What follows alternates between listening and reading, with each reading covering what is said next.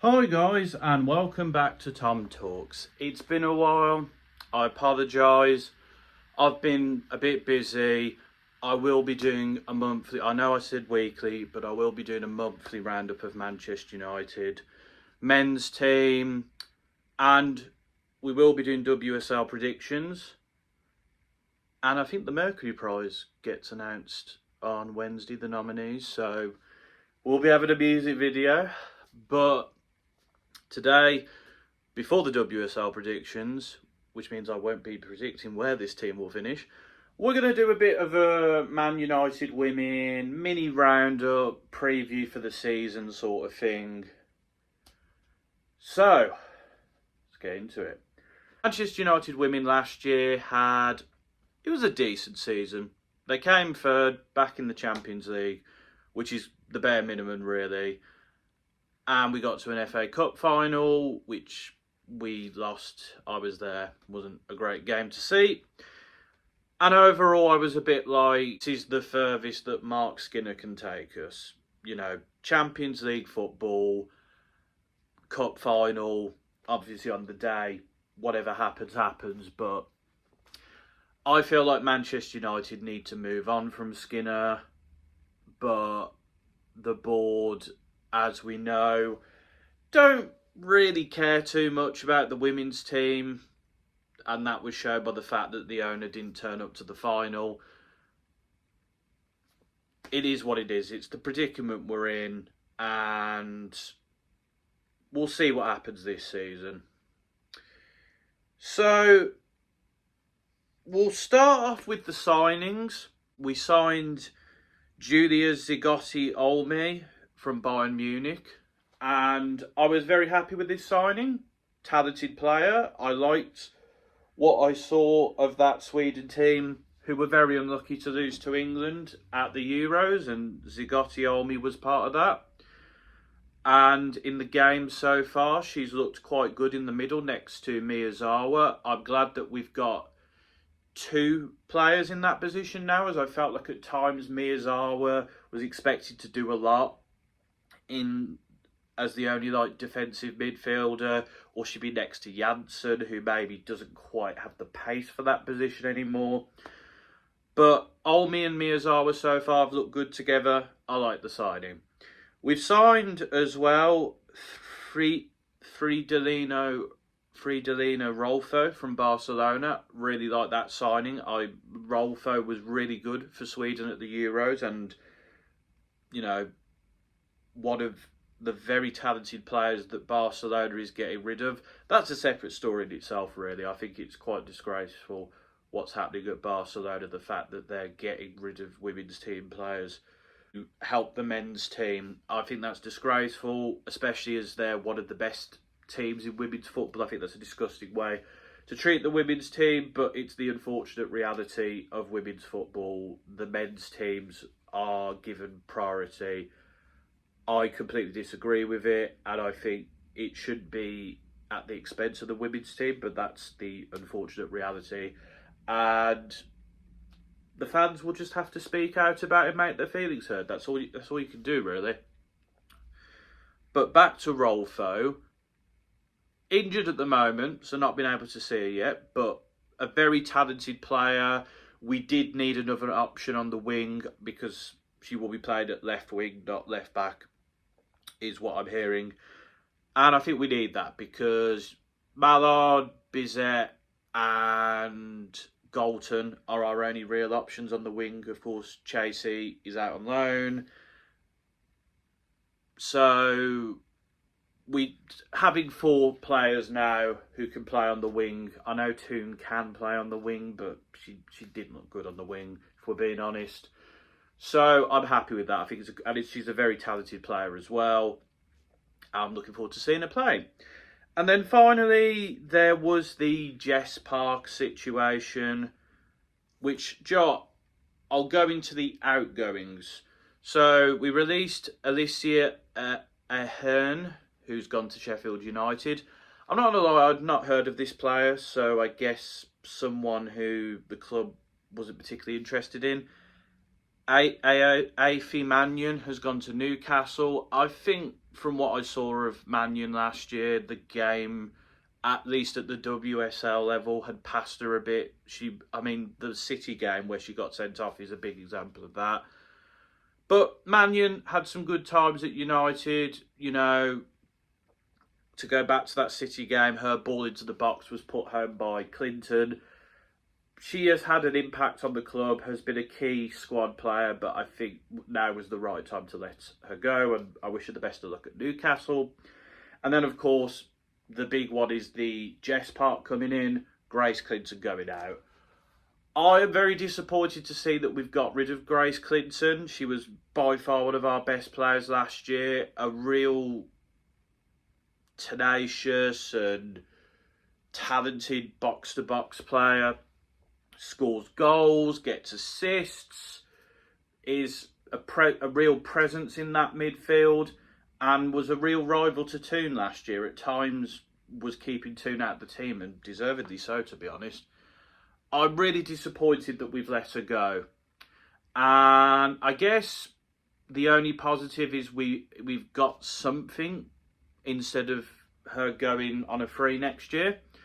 But her statement, again, similar to Mary Earp, similar to other players, kind of indicates that something is not quite right at the club, which we all kind of know what it is, really. I think it's the lack of desire and the lack of ambition from the owners.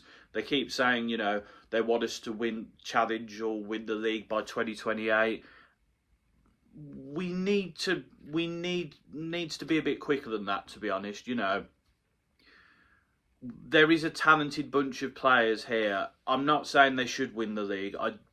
I don't think they will win the league, but I think we need to be getting closer to Chelsea, and I don't see that happening. And I think letting Grace Clinton go is a real shame.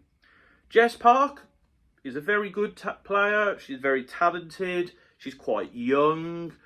I think Grace Clinton at the moment is probably a better player than her. But I do like Jess Park. I think she can play out wide. She can play in the more box-to-box position. I think she's a good signing. We'll have to see how she pushes forward. But she's a very talented player.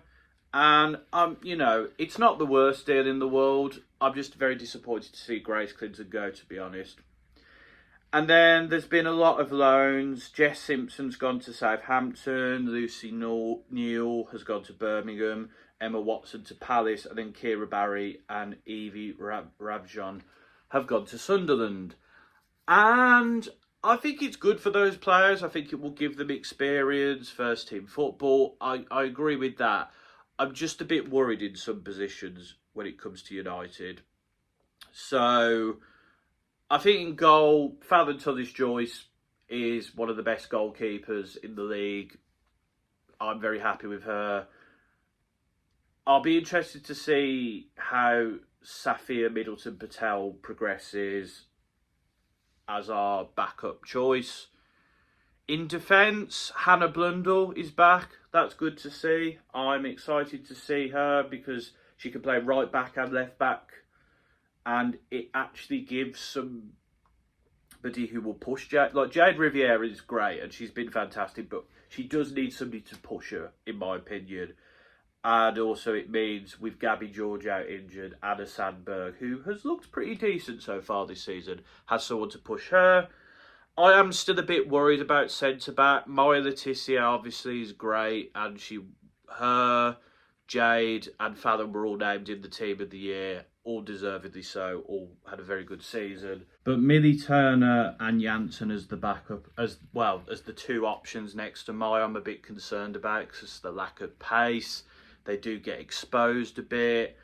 If I had to choose, Janssen is quite good at heading the ball away and can go forward a bit, I guess. But I'm worried about our lack of options at centre-back. I think in the midfield, I feel a lot more comfortable about that. We got Miyazawa, we got Zigotti, we've got Lisa Nolsund as well. Ella Toon is predominantly our attacking midfielder. I get Jess Park can play there as well, but I think maybe we need a bit more creativity there. I mean, the transfer window's shut now, so that's obviously not going to happen. Out wide, I'm a bit happier. But the thing I'm most concerned about, Elizabeth Turland has had a fantastic start to the season. We will talk about that. But Rachel Williams is once again the backup option at striker. And she didn't score in the WSL last year. And I think we should have got a backup option out there. You know, Married Griffiths has been kept, so I'm assuming she will be integrated into the team. But I think we should have gone and got a good backup striker. You know, maybe go and get like Beth England from Spurs, or, you know, someone like that. Someone who you know can get goals. You can bring them up. Maybe Rachel Daly.